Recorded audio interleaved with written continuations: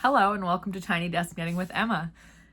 It is Monday or Tuesday if you're watching this, I guess. And I finished this sweater. Look at this. Oh my gosh, I'm so excited. It really didn't need to take this long, but it took, for some reason, I just did not want to knit the sleeves, even though it was really fun and I enjoyed it. This is the Fiola sweater by Isabel Kramer. It has this little neck detail and then it has the lace down the all the way down the sleeves, but then the body is totally plain except these purl stitches, which look like seams. And then there's one in along the inside of the arm as well. And this is the first sweater that I've ever knitted in like fleece to sweater hand spun that I did myself. So if you've been watching me for a while, you know that I got a fleece called Archie. I've had Archie 2 years now. I always split it with someone that I work with named Molly. And can't totally remember what kind of sheep Archie is. He's white and he's super springy and like really lovely. Has a really nice springy handle. And I processed Archie, my part of Archie, myself this year. I washed the fleece with wool wash. Then I combed it with Viking combs, spun it on my Ashford Traditional, and then dyed the finished skeins neon green. I could have also dyed the little nestlets that I created before spinning, but I just had already started spinning it when it was white, and so I just kept spinning it white and dyed all the 4 skeins together in the same pot, neon green, and they were all pretty tonal. So it ended up fine. I made 4 skeins. I only used 2 skeins for the sweater. It's super, super lightweight, super soft. I really like it. I really like the way that it fits. Also, I find that Isabel Kramer's patterns tend to fit really well. So if you're looking for well-fitting sweater patterns that don't have that much shaping, some people love shaping because it fits their body better. But if you are someone who just likes a plain sweater with no shaping, just kind of like, I mean, you can add waist shaping to these sweaters too. I totally recommend checking out Isabel Kramer's patterns if you haven't already. She just has like really nice designs, like these shoulder designs that kind of have like, it's like a mock saddle shoulder almost, except it's just a fully seamless construction, which I appreciate. Small details that just kind of elevate the designs. My mom and my Aunt Carrie are also like really into Isabel Kramer. So we all also are like women with a small and athletic build, so that might just suit us. So yeah, but there's still 2 skeins of Archie left. Where's the other one? I think it's in here. Yeah. I hope that the sweater, you can see I'm wearing my Snuggie as a blanket around my waist because it's cold. It's not really that cold. It's just like when you sit for a long time, you just get cold. I remember my uncle, I have an uncle who's a scientist. A long time ago, he told me that even in the summer, he always brings a sweater to his classroom even when, like I said, when it's really hot out, because he gets really cold if he's not moving. And yeah, I'm the same way. So I hope it's not blowing out on my body. Sometimes I watch this back and it is, and I'm so sorry if it is. It's going to be like totally awful. I'll probably just like pause this and go take the sweater off just in case that's happening shortly. But this is one more skein of Archie. There's another one that I wound up, but I could not believe the game of Yarn Chicken I won with this. It wasn't really Yarn Chicken because I had these 2 other skeins, but I had like this much left of skein number 2 when I finished the neck. Yeah, it's the only thing that doesn't fit perfectly actually, so the neck comes up a little bit. Probably could be fixed with blocking. If you know how to fix that, let me know. But I love the sweater. Probably need to adjust it. There we go.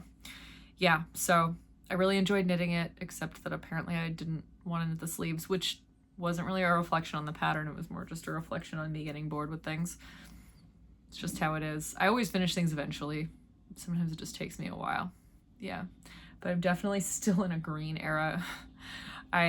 I love, yeah, I've been in like a total green era for like the last year and a half, where like 80% of the sweaters I've made have been green. I don't know why.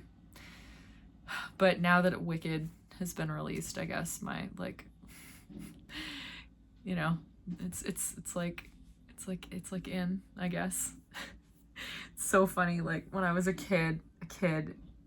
teenager, young teenager, I was really into Wicked. I've said this before, and I'll probably say it again, but I saw it was like a tweet or like a thread or some kind of post somewhere on social media, and it said something like Wicked was the thing that taught me how to be obsessed with stuff, like really obsessed with things. And I was like, oh, that definitely describes me. Like I was young.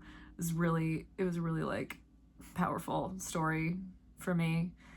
And as I think it is for a lot of girls that age, you know, it's about why being a girl is complicated kind of, and other things, but it just like spoke to me so deeply, and I got so obsessed with it. And I've definitely felt that heightened obsession again as with the movie and watching it. I bought it on, you know, stream, like you can buy it to stream now, and I was like, yeah, of course I'll pay $30 for that to watch it whenever I want. And I have watched it several times already at home. Like, yeah, of course, this is great. So yeah. Yeah,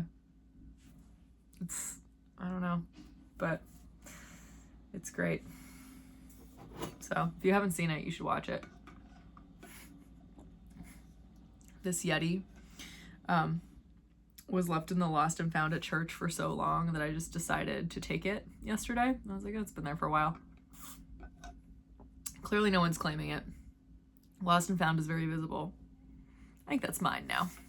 And I have a Yeti that's this exact size, that's black, and it's branded with my office logo at work that we got at like a staff appreciation night, and I really like it. It's a really good size for smoothies and stuff. So, but you know, I put smoothies in it, it gets really disgusting. And I wash it like at the sink every day, and I wash the straws with the little straw cleaner.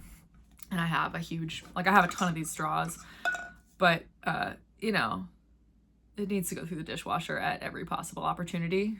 So having another one, also because I have the removable handle, so having another one is helpful because I can just wash them more often, and I could probably keep one at work.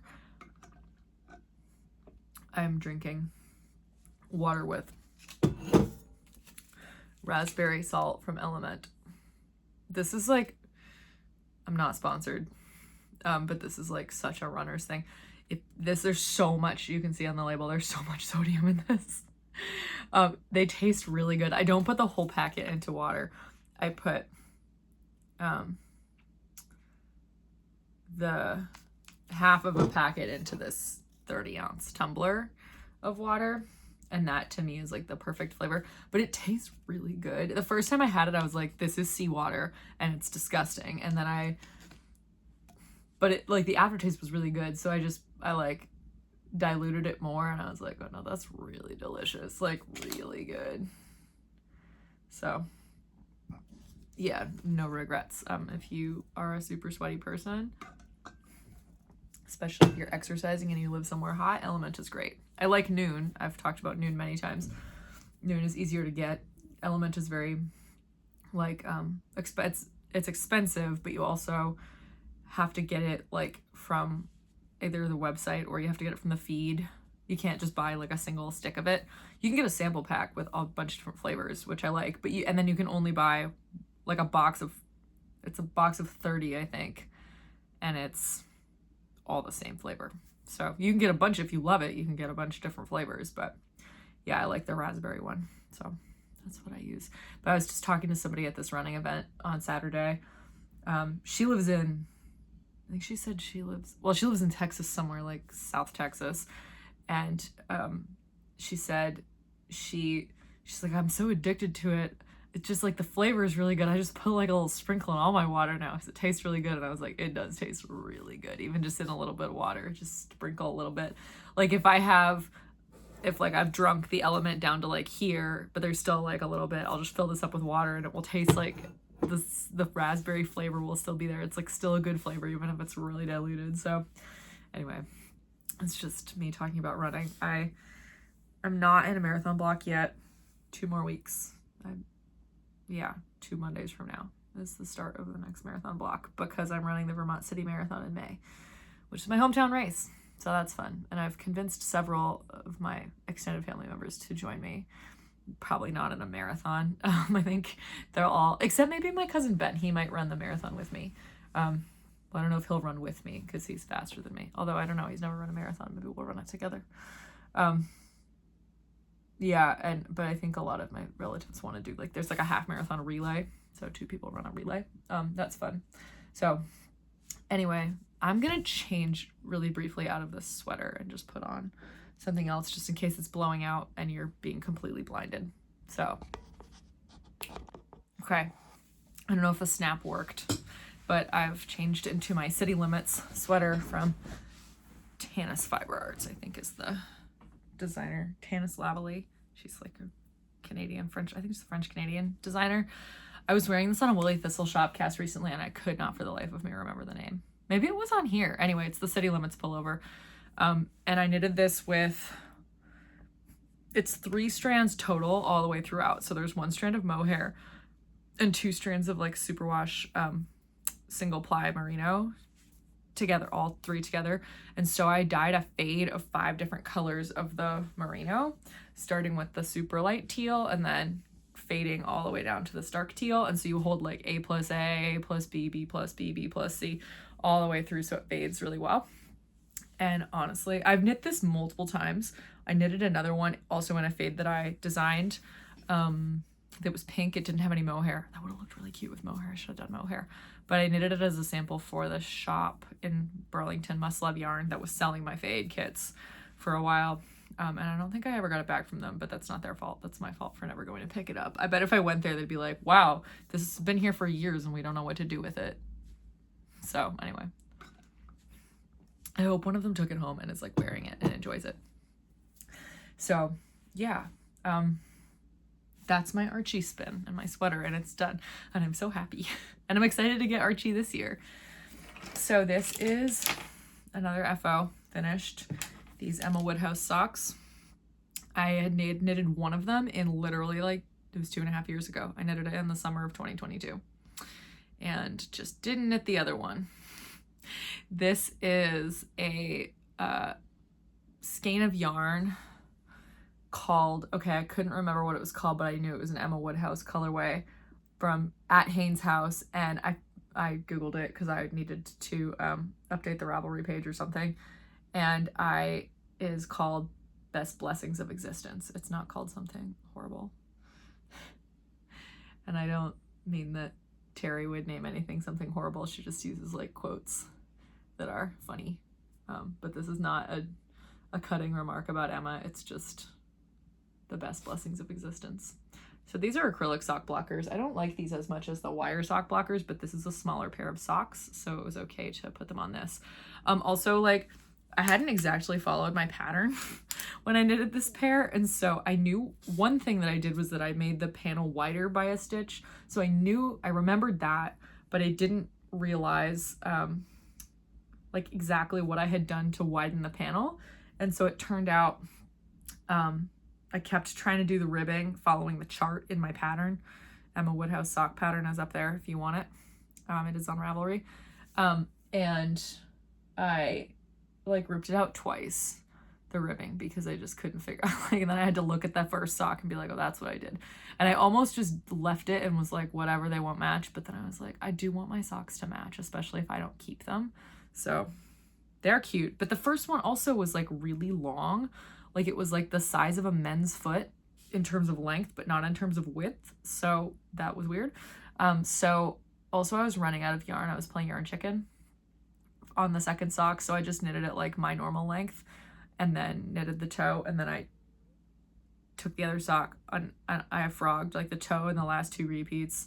And I just knitted another toe so that they match. And there was leftover yarn. So yeah, this has an Eye of Partridge heel. I think there are instructions in the pattern for how to do the Eye of Partridge heel. If not, you can look it up. It's basically the same thing as a slip stitch heel flap, except you alternate which stitches you slip. So like the first row, slip 1, knit 1, slip 1, knit 1 all the way to the end of the row.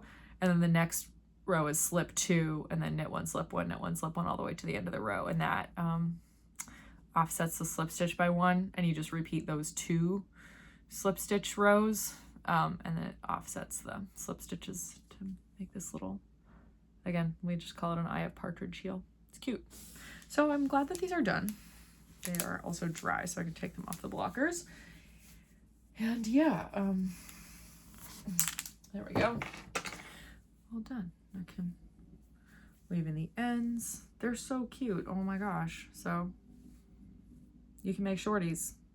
I really enjoy that these are teeny and cute, because most of the socks I make are really long, but when I make shorties, they don't take as long because the leg is done like that. You can knit the leg in like one sitting. Speaking of shorties, I think I showed these. Yeah, because I was talking with my mom last time and I showed my new pair of socks. So this is the mouthwash socks.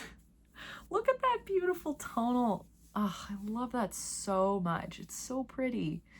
I didn't dye this. That's why I can say that. This is from Peak District Yarns in I think it's in Tideswell in the UK, in the Peak District. Obviously, it's why it's called Peak District Yarns. And if you missed my talk about this last week, or that was 2 weeks ago, I guess, with my mom, I bought this when I was on vacation a couple years ago. Well, almost 3 years ago, visiting my friend Sachi, who used to live in the Peak District. She lived there for like almost a year, I think. Now she lives in London. But she lived there. I was the only person that ever, from her life, other than not her, because her husband is, his mom like lives in the Peak District, and that's why they were there. But I think I was the only person from Sachi's life who ever visited them there. And it was really fun. It was special. We like went and rambled in the peaks a lot, and it was beautiful, beautiful weather the whole time, which is very unlike England. If you live in England or you've been there, you probably know that. I mean, I guess it's unlike the whole UK. But we went to Peak District Yarns and I bought this skein because it was like the most beautiful color I'd ever seen. And again, I talked about this last time. I can probably go find my other sample, but these are this is the feathers socks that I've designed. So I asked my friend Brianna, I said, I want to design socks like, you know, for my friends. Like what I want, like literary character suggestions from friends, and then I can give my friends the socks when I design that based on the characters that they like. And she was like, I don't like fiction. Can you design me Emily Dickinson socks? So I did. And this was last year, and I'm going to go get the other pair. The pause feature in the iPhone video has improved my life so drastically. I can't even. Okay, so this is the first pair that I knitted last year. It's just white with these little green and gray speckles. This is dyed by me, and I really do like the way that this knitted up. I think it was really cute. So this is what the pattern looks like blocked with the lace. So the idea is that that's a feather, the little feather panel, and then there's a big feather going all the way down the middle for the poem. Hope is the thing with feathers. So I think these are clever. And when this pair is done, I am gonna photograph them and I'm gonna release them, because actually the pattern is ready to go. It just needs to have the photos. So I love these, and then I can give these to Brie probably for her birthday, which is in May. So not really seasonal, but whatever, she'll appreciate them anyway. Brie loves socks. So yeah, that's fun. So this is my first one's almost done. I'm halfway through the toe, so we'll probably finish that first one in the next day or two and get the second one on the needles. Okay. What else? Oh, I should show my hockey sock. The first one's done. Hang on, let me go get that. Okay, I found the hockey sock. So this hockey season is half over. So the first sock is done. So if you missed it, I'm knitting socks based on the Toronto Maple Leafs season. Please don't judge me for being a Toronto Maple Leafs fan. It's not my fault. It's just my family's team. So this is the first one. So I have the dark blue for a home win, the light blue for an away win, and then the black for home loss and light gray for away loss. So you can tell that they actually did really well in the first half of the season. So here's hoping they do well in the second half of the season, but I have not started the second sock yet, even though there have been 3 games. I need to look up the outcome of the game on would have been on Saturday, the 11th. So I think this is really fun. These are from my friend Jeff, who's a huge Leafs fan. He has no idea. I don't even think he knows I have a YouTube channel. He does know that I knit. He's one of my best friends from college. Oh my gosh, imagine if Jeff just finds this and he sees that I made him socks. Well, Jeff, if you're watching this, I'm making you Leaf socks. Yeah, he's like, Jeff is not really one to show emotion, but one time he said to me, I didn't see him for like, I don't know, it was because COVID happened and I didn't see him for like 2.5 or 3 years. And he said to me, like, when I saw him, he said, so I did the math and like, if we continue to only see each other like every whatever, however long it's been since the last time I saw you, I'm only going to see you like 10 more times in my lifetime if I live to the average age of a man. And like, I don't like that. And I was like, wow, that's surprisingly emotional for you, Jeff. It was really like, it made me laugh. So anyway, one of my best friends. And I think he will appreciate that deeply. I think he'll think it's a nice gesture. And I did finally block my Wicked socks, which I've been wearing, so I'm gonna try and smooth them out. But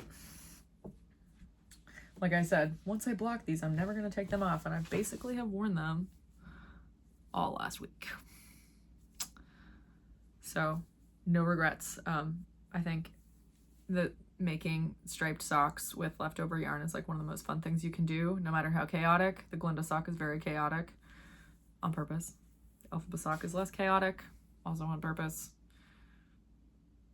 I put colors together that just made more sense. Hopefully you also see that. Anyway, love these. I love these. They bring me a lot of joy. So that's socks. Another FO, which I wish I had to show you, but it has gone to its recipient, is that last week my friend Allison texted me in somewhat of a panic. Allison is my friend Mike's wife, and Mike is in my choir. I've talked about this before because they have a baby, and I've knitted her a couple sweaters. So the little green sweater that I made that I showed a few episodes ago with the little shamrocks, that was for their baby, Bridget, that's her name. Anyway, Bridget got baptized on yesterday, because that's when we only do baptisms occasionally at St. Paul's, and yesterday is the first Sunday after Epiphany is the baptism of Jesus, is when you celebrate that. And so there were 2 babies that got baptized at my church yesterday, and one of them was Bridget.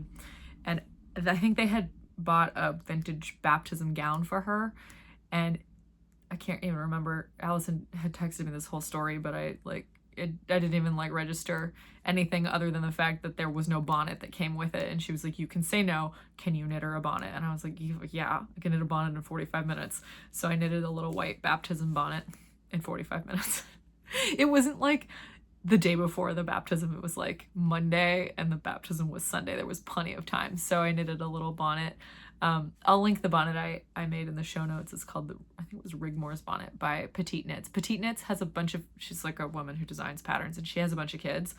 And I think she's designed a little bonnet and like, or sweater or something for like all of them. And it was really cute. So, I picked the one with little lace flowers on it. And Bridget wore it yesterday and it looked really cute and it fit her, thank goodness.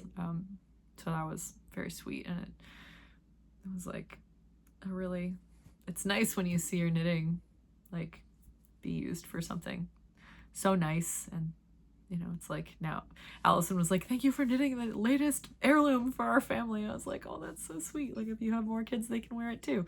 So that was really nice. I enjoyed doing that. So, okay. Next thing is that I finished a spin. This is a Teeny spin. So Teeny is the fleece that I got at Rhinebeck. Yeah, I got it at Rhinebeck. It's a Shetland fleece.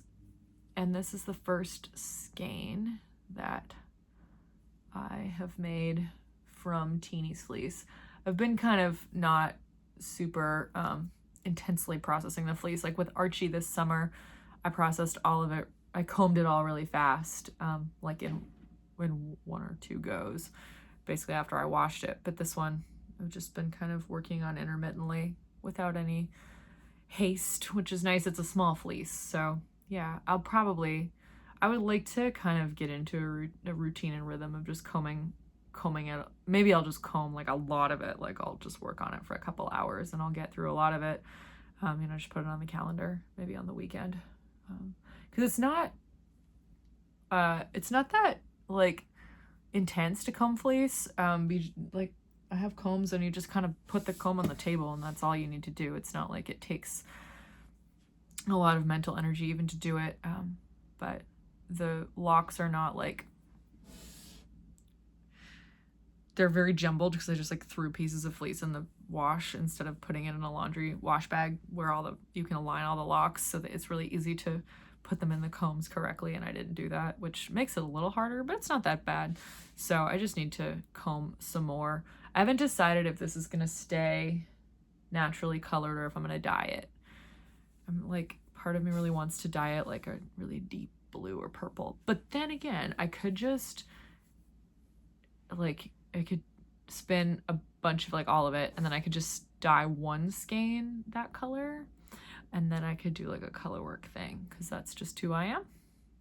That'd be fun. I could do a color work yoke. It's not super soft. There were a lot of like locks in the fleece that were quite coarse, but all told, it's not that scratchy.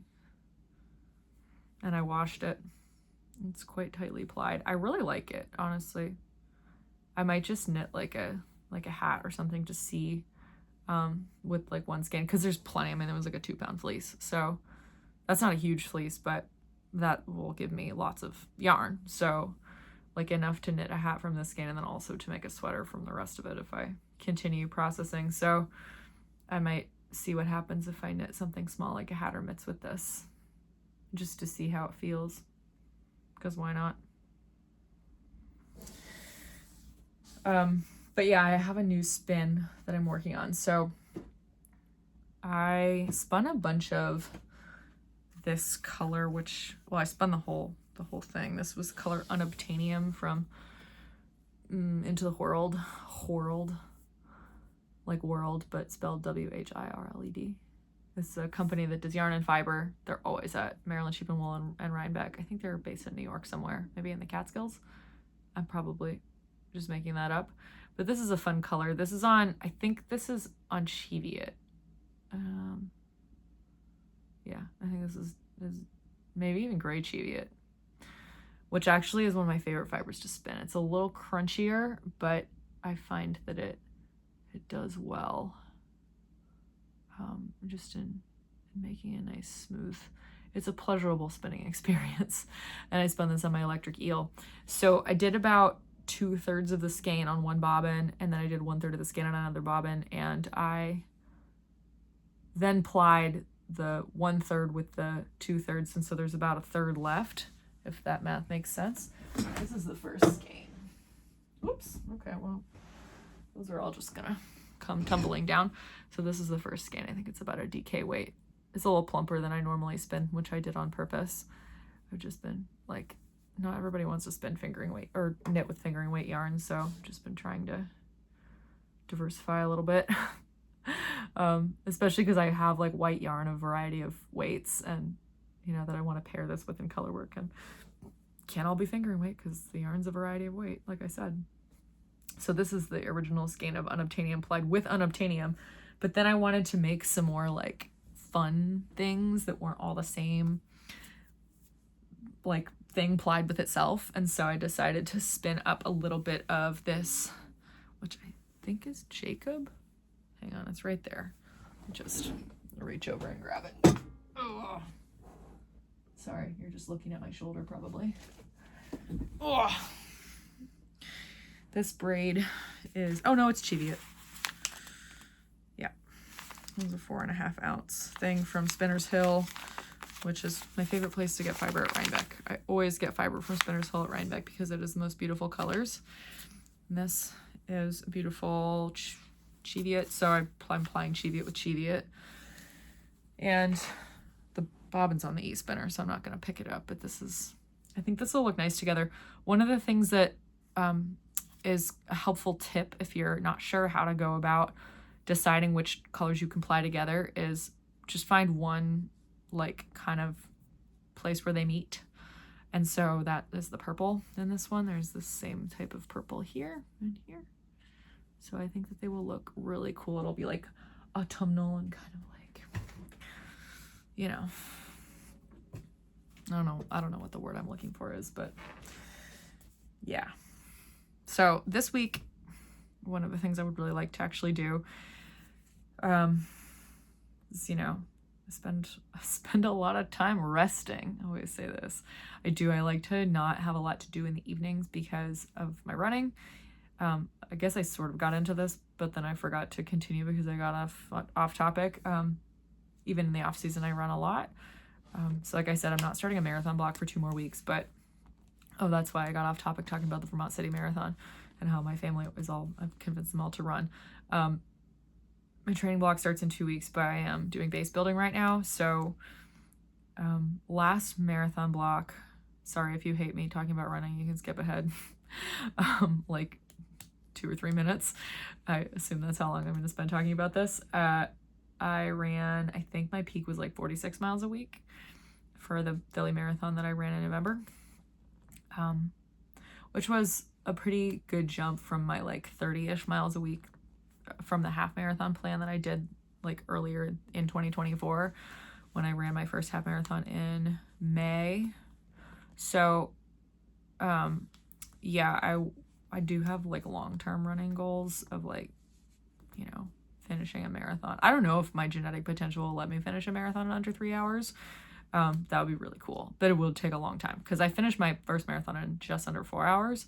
And so, yeah, I guess I just want to find what the upper limit of my genetic potential is, because it's good to have goals that are specific and stuff. So I am trying to take some time off this marathon. I don't know if I can take 10 minutes off my PB, but my only time. If I can run like a 3:50, that would be really cool.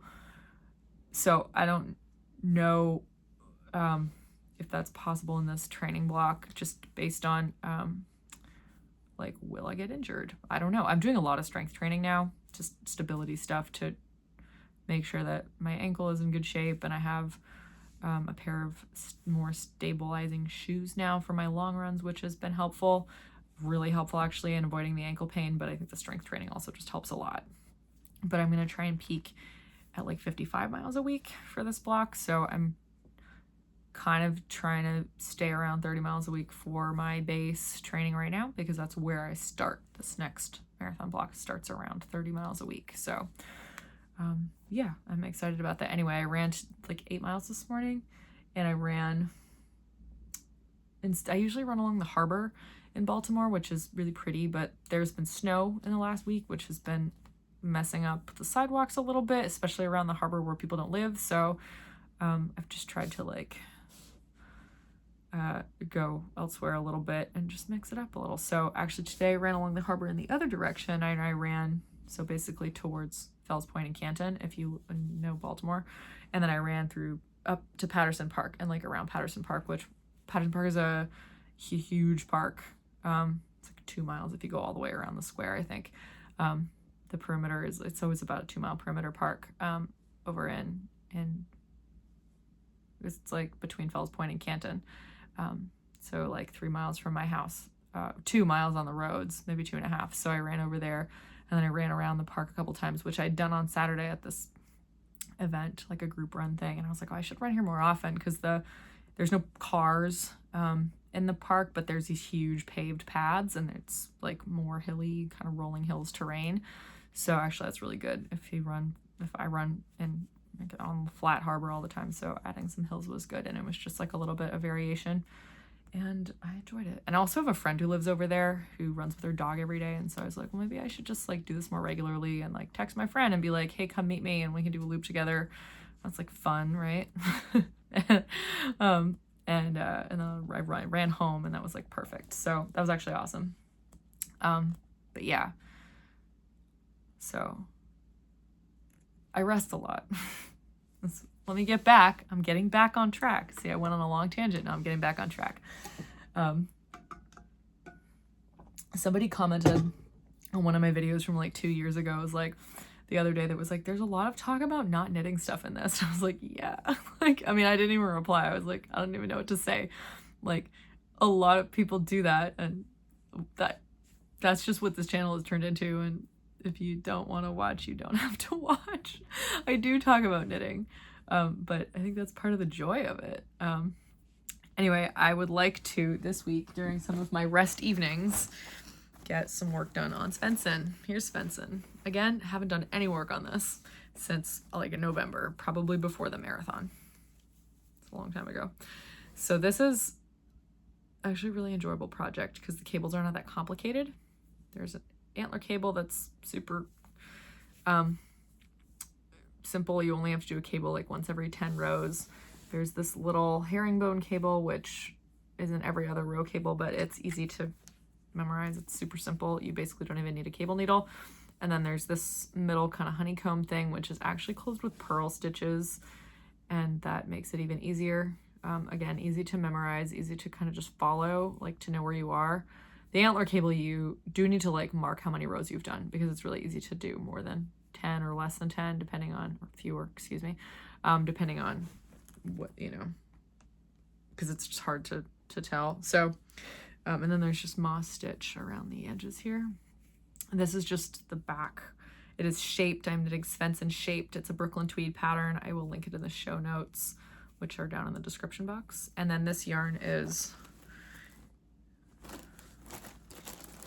the Croft DK from West Yorkshire Spinners. It is Shetland. It is, I think it's it's Jamieson and Smith. Yeah, Jamieson and Smith. So it comes from them. So it's like almost like knitting with jumper weight. It's just twice as thick, and it's worsted spun instead of woolen. But this is the colorway Maywick. I love it. Monica got this yarn for me for my birthday a couple years ago, and I'm excited about it. I think it's fun. So we've both been wanting to knit a Fenson. It's designed for arbor, Brooklyn tweed arbor. I have some. I don't know where it is. Oh, here. Oh, the tag came off. This is Arbor's worsted spun DK weight yarn from Brooklyn tweed. Super nice. I love this color. I need to knit. I have like 11 or 12 skeins of this color. It was like a limited neon color. I don't know if it was actually limited, but they made it seem like that. And I got it on huge sale, one of their like warehouse sales. Anyway, I'm just gonna throw this back in here. So I think I'll try and commit to working on this as my priority for the week in terms of a big project, just to kind of get the ball rolling a little bit more on it. I would really enjoy, you know, it may take me the whole year to kind of get my act together with it and like actually finish the sweater, unless I really put my foot on the gas, but we'll see. And then been thinking about what I want to knit for Rhinebeck this year.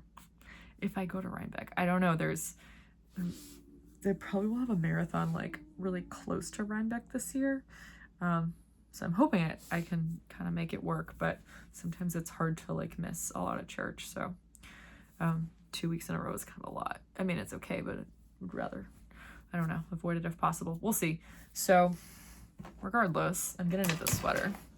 Whether or not I attend Rhinebeck, it will be my Rhinebeck sweater. And I normally knit, I always knit Fair Isle when I go to Rhinebeck. And I normally knit like a Fair Isle sweater of my own design.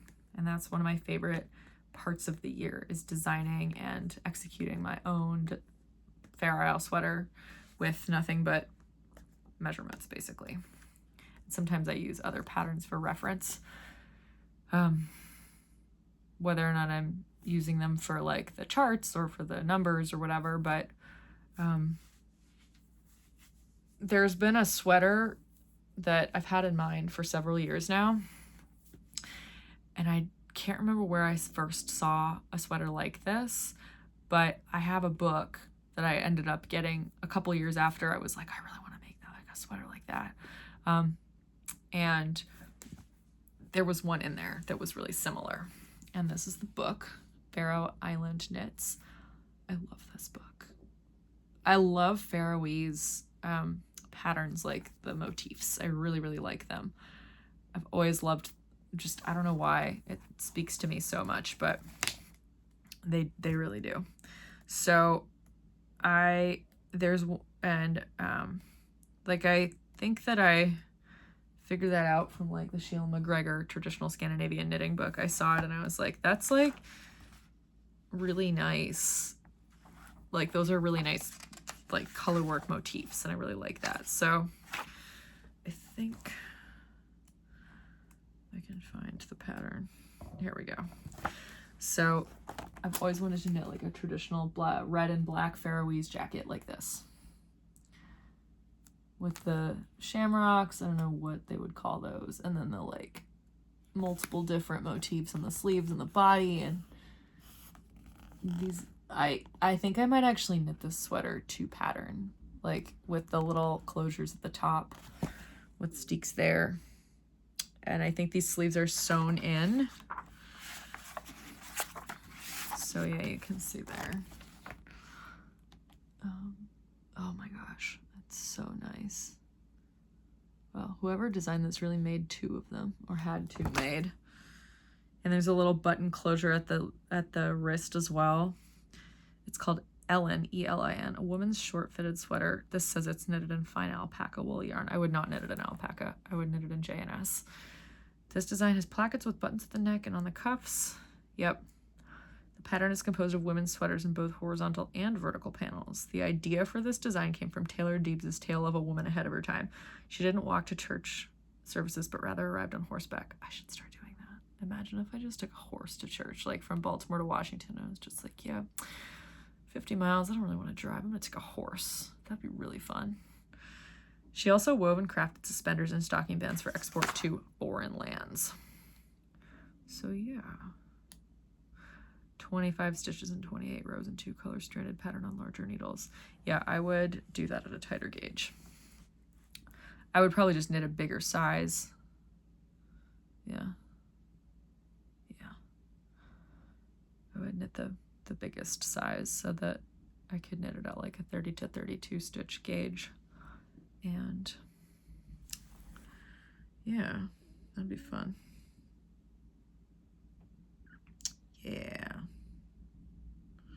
Yeah, so I would enjoy that. Yeah, you knit this with steeks for the arm size here. Yep. Yeah, armhole steeks, and then you knit the sleeves. I think you'd have to knit, make the second sleeve the same way. Is this also a steek? Center packing. I don't know. Work new stitches. Continue until bind off 4 stitches at underarm. Yeah. So there's, oh no, you work back and forth. Well, I can make a steek. Although I don't think it would be that hard to work back and forth in color work for just a sleeve cap. Monica's knitting a Fair Isle sweater fully back and forth in pieces right now, and she says it's fine. Yeah, okay, well that's fun. That would be a great time. Definitely difficult, but I think really fun. And I am trying really hard to just like avoid purchasing yarn because I have obviously a lot. And that's only some of it. Like in front of me, there's another ton of it just on the floor and in another set of cubes. So excessive, a lot of yarn, a lot of fiber, spinning wheels, etc. I don't really need to purchase yarn because there's just so much in my life. So this year I would really like to buy like basically no yarn, but I am gonna buy a black cone of J&S to knit that, and then probably balls of the red color instead of I don't think I need a cone of red. That's just a lot of red. But neutral colors I tend to buy in cones because it's like you'll just use it all the time. So I think I will buy a black cone. If you want to buy cones or skeins of J&S 2-ply jumper weight, use my affiliate link for the woolly thistle. It's up there. the Woolly Thistle is amazing. And also they support my channel through the affiliate program. So you don't get a discount, but I get a small kickback at no cost to you. And it does help support my channel. So I appreciate when folks use my affiliate link for the Woolly Thistle. So just click the link and it will automatically apply the code in your shopping cart to make sure that I get my affiliate thing from your purchase. And I'll also link JNS cones and 2-ply jumper weight and balls in the show notes in the description box. So that's fun. And I'll also link this book. Everything I talk about will be linked in the description box. Patterns, yarns, if you know, except like, you know, I hand dyed all this yarn, so that's not in the description box because you can't buy it. But all that stuff, basic sock patterns, all the sock patterns I talk about, all the companies that I talk about. So yeah, so the only yarn and fiber purchases I plan to make this year, so hold me to this, are the JNS yarn for that sweater, and Archie, and probably a fleece at Rhinebeck. I'll probably buy a few other things at Maryland Sheep and Wool and Rhinebeck that are like fiber related.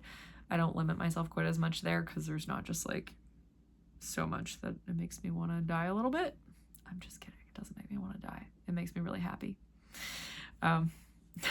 Obviously I love knitting, but I think using more than I take in is always good. Also, like, for some reason, because of who I am, I end up taking in a lot of yarn that I don't buy. Like, people give it to me, or it just, like, yarn and fiber and spinning wheels and stuff tend to make their way to me even when I don't ask for it or provide monetary compensation. I don't always know why, but that's what happens when you put yourself on the internet and you talk about yarn. So even that I try to just distribute, like, to other knitters that I know, and that's helpful to have a lot of knitter friends. I had a knit night with a friend the other night. She came over and she was looking for like yarn to supplement something she was knitting for color work or something, and she was like, do you have anything, like, I'll buy it off you. And I was like, don't you even suggest that. I have so much yarn that I'm trying to get rid of.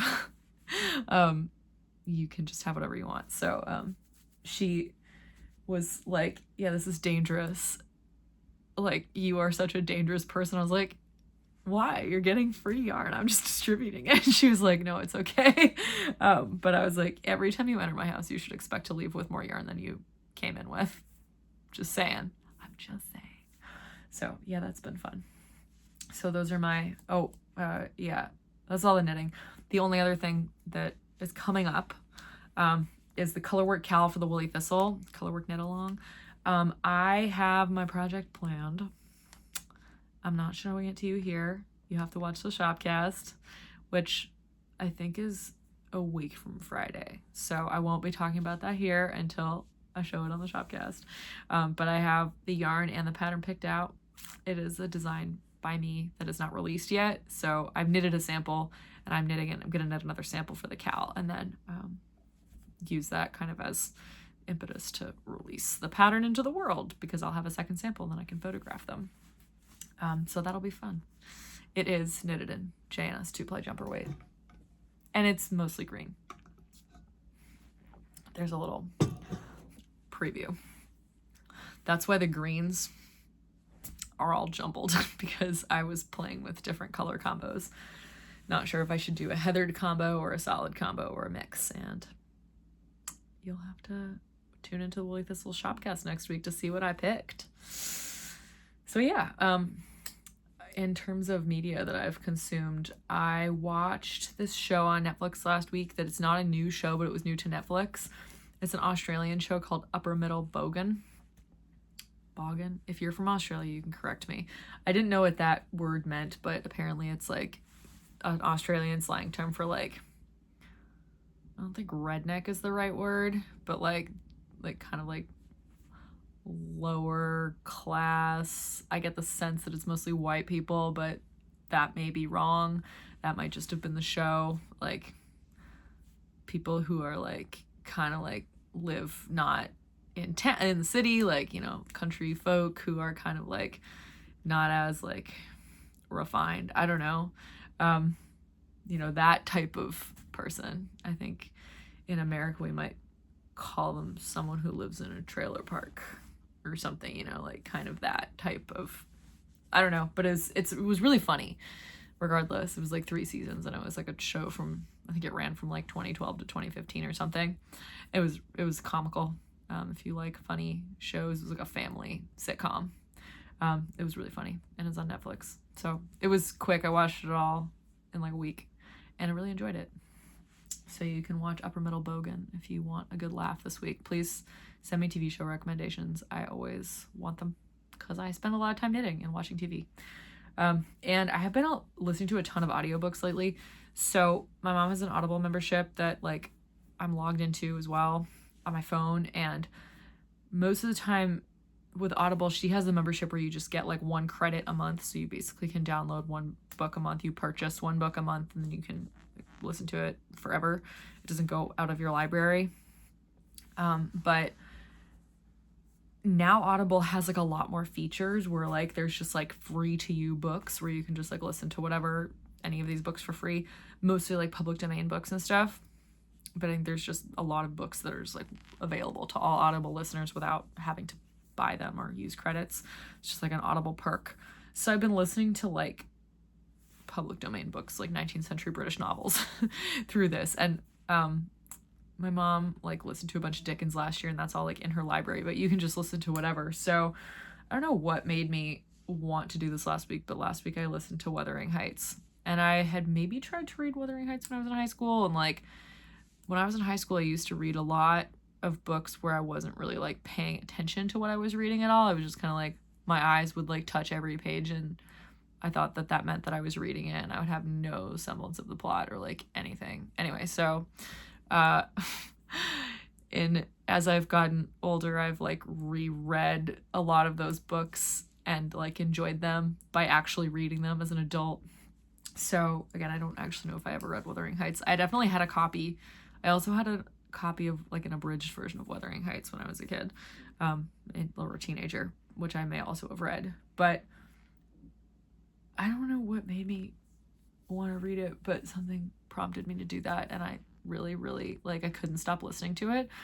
I had a lot of thoughts about it, but I was like, well, I hate all of these characters. Like, all of them, pretty much all of them are terrible. But it was kind of interesting to, like, try and figure out why they were all so terrible, like, situationally. And I just kept thinking there were so many parallels between Heathcliff and Snape. And I was like, why does no one ever talk about that? Like, that's crazy. Like, you could write a PhD thesis on why Heathcliff and Snape are similar. Not that you should, but you could. And I was like, I don't know if I'm enjoying this book or I just really want to keep listening to it because the plot's kind of interesting. It's like one of those situations, but I listened to it in like 4 days. And then I decided to listen to The Tenant of Wildfell Hall because I'd never read that, but I think I had a copy of it. Like, I bought a copy in college at some book sale. And I'd probably started it and read like 3 pages and then never made it any more through it. But that's by Anne Bronte. So Charlotte Bronte wrote Jane Eyre, and I mean, they all wrote other books as well. But the famous books that the Bronte sisters wrote were that Charlotte wrote Jane Eyre, Emily Bronte wrote Wuthering Heights, and then Anne Bronte wrote The Tenant of Wildfell Hall. Those are their like most famous books each. So I decided to read The Tenant because of course I've read Jane Eyre. I went to high school.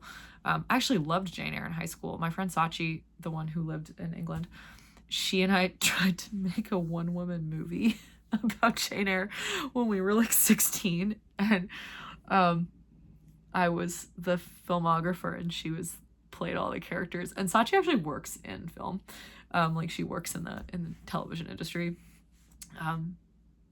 Like her company makes good shows, so she like, this was kind of like Sachi's actual interest. I just had a flip video camera and I would film Sachi, and we like did this insane adaptation where again she played all the characters, and we never finished it, and the footage has unfortunately been lost to obsolete technology, but it was so funny. Like, I mean, she is really funny, a really, really funny person, and she does knit if I ever like am with Sachi for an extended period of time again, I might try and convince her to come on Tiny Desk Knitting. She's so funny. And yeah, we did that when we were 16 because we were like nerdy in a deep way like that. So in case you want to know how nerdy I actually was, that's the level of nerdy. But boy, did we have a good time. And she improvised a lot of it, and they were just like insane outtakes. So funny. Sorry, I wish I could share it with you, but unfortunately we don't have the footage anymore. But all that to say, I'm listening to The Tenet of Wildfell Hall, which I'm not sure if it's a good book, but like, what is good? That's subjective. I'm really enjoying it. Like, I find it like hard to stop listening to. Like, I listened to it on my whole run this morning, and I don't always listen to audiobooks while I'm running, especially like old books, like 19th century British literature type of books. But it's really interesting, and I don't know, I try to think about like why the person would have written it. I'm a much better student of English than I was in high school. I'm like, wow, I really wish I had like had thoughts like this when I was reading in high school English class. I would have written great essays, but it doesn't matter. I'm enjoying literature now. So that's what I'm reading. Maybe I'll design socks based on all the books that I read this year. I don't know if I'll keep reading or listening to these books, but I am enjoying it for now. And anyway, that's what I'm reading. So this has been a very long episode. I hope you guys all have an amazing week, and I'm probably back next week. Don't foresee that I won't be, unless I just like don't knit. So I'm looking forward to the spinning and knitting and resting this week. And yeah, thanks so much for watching. As always, this has been Tiny Desk Knitting with Emma. Bye!